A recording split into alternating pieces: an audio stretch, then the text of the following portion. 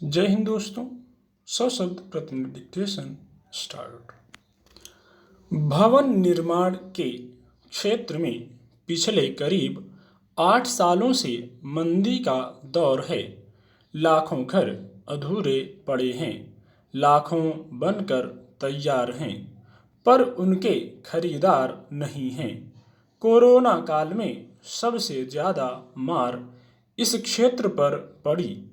महामारी का दौर कुछ धीमा पड़ा तो सरकार ने इस क्षेत्र में पूंजी का प्रवाह बढ़ाने के मकसद से भारी निवेश किया। उससे कुछ गति तो मिली, पर फिर भी यह घिसटता हुआ ही चल रहा है। इसका अंदाजा एक नए अध्ययन से लगाया जा सकता है। देश में करीब 4.5 लाख करोड़ रुपए मूल्य के 4,80,000 आवास अब भी अधूरे पड़े हैं। इनमें सबसे ज़्यादा घर दिल्ली और राष्ट्रीय राजधानी क्षेत्र में हैं।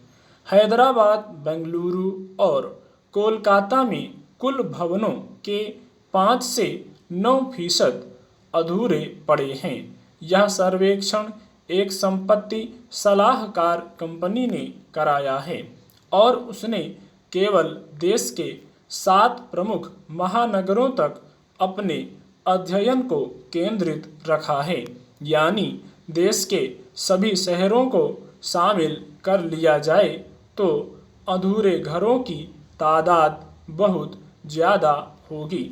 उल्लेखनीय है कि इस अध्ययन में उन्हीं इकाइयों को शामिल किया गया है जो 2014 के आसपास शुरू हुई थीं, यानी लाखों लोग पिछले 8 सालों से अपने घर की आस लगाए बैठे हैं और उन्हें यह भी नहीं पता कि उनका सपना कब पूरा होगा। भवन परियोजनाओं के लंबे समय तक लटके रहने से कई स्तरों पर लोगों को नुकसान झेलना पड़ता है। इसमें सबसे बड़ी मार उस ग्राहक पर पड़ती है जिसने घर के लिए अग्रिम राशि का भुगतान किया है और हर महीने किस्त चुका रहा है, किराए के मकान में रहता है, यानी उस पर दोहरी मार पड़ती है। निर्माण कार्य लंबे समय तक टलते रहने से उसकी लागत भी बढ़ती जाती है, जिसका बोझ आखिरकार ग्राहक पर ही डाला जाता है। उसके बाद उन परियोजनाओं से जुड़े निर्माण मजदूरों की आजीविका प्रभावित होती है। गौरतलब है कि लघु, मझोले और सूक्ष्म उद्योगों के बाद भवन निर्माण सबसे अधिक रोजगार देने वाला क्षेत्र है। कोरोना काल में भवन निर्माण ठप पड़ जाने की वजह से लाखों लोगों के सामने आजीविका का सवाल खड़ा हो गया था। हालांकि यह क्षेत्र कोरोना संकट से पहले से ही ठप पड़ा है, क्योंकि 7 साल पहले बेनामी संपत्ति और काले धन पर अंकुश लगाने की मंशा से सरकार ने इस क्षेत्र पर कड़ी बंदिशें लगा दी थी। फिर भवन निर्माण सामग्री की कीमतों में बेतहाशा बढ़ोतरी हुई थी। आर्थिक विकास की वास्तविक स्थिति किसी से छिपी नहीं है।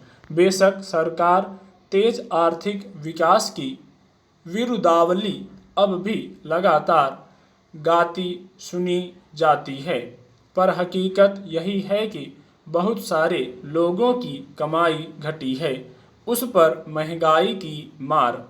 रिजर्व बैंक ने उसे साधने के लिए रेपो दरों में 2 बार बढ़ोतरी कर दी, यानी कर्ज की किस्तें बढ़ गईं।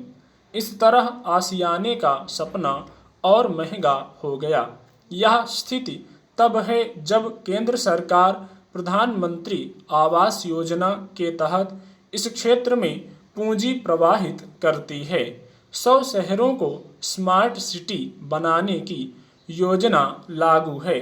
इन सब के बीच जो घर अधूरे खड़े हैं, उनमें लगी पूंजी और उनकी नींव में दबे लाखों सपनों का हिसाब कैसे हो? स्टॉप।